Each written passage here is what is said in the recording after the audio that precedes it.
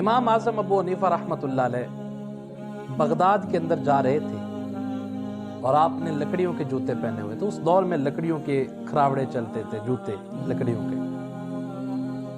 تو بارش کا ماحول تھا اور بازار میں کیچڑ بھی تھا۔ ایک گھر کے پاس سے گزرنے لگے تو آپ کے وہ لکڑیوں کے جوتوں کی وجہ سے کچھ چھینٹے اڑے اور ایک گھر کی دیوار پہ جا پڑے۔ حضرت امام اعظم ابو حنیفہ رحمۃ اللہ علیہ نے اپنے غلام سے فرمایا اس دروازے پہ دستک دو۔ جب دروازے پہ دستک دی تو وہ جس کا مکان تھا وہ ایک مجوسی شخص تھا، وہ باہر آیا۔ اس نے دیکھا کہ امام اعظم نے، آپ نے فرمایا کیا مجھے پہچانتے؟ اس نے کہا جی آپ کو پورا کوفہ جانتا ہے، میری کیا اوقات کہ میں آپ کو نہ پہچانوں، میری کیا اوقات کہ میں آپ کو نہ جانوں۔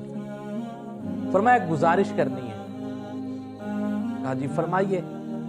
کہا میں گزر رہا تھا تو میرے لکڑیوں کے جوتوں کی وجہ سے کچھ چھینٹے اڑ کے تیری دیوار پہ پڑ گئے، اور میں صاف تو کر دیتا ہوں لیکن آپ سے معافی کا طلبگار بھی ہوں۔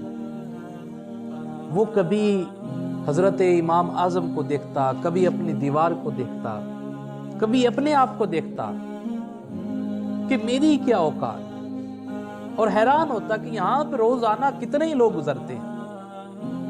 گھڑ سواری کرنے والے گزرتے ہیں تو ان کے گھوڑوں کے ٹاپوں کی وجہ سے کتنے چھینٹے اڑ کے پڑتے ہیں، اونٹ کی سواری والے گزرتے ہیں تو کتنے چھینٹے پڑتے ہیں۔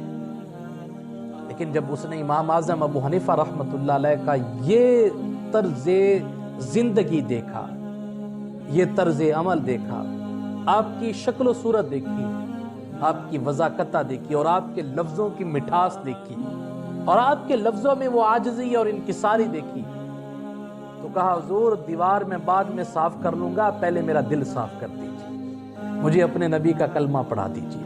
اگر ہمارا کردار اعلیٰ ہوگا تو لوگ ہمارے قریب آئیں گے، لوگ ہم سے بھاگیں گے، لیکن آج لوگ بھاگ رہے ہیں۔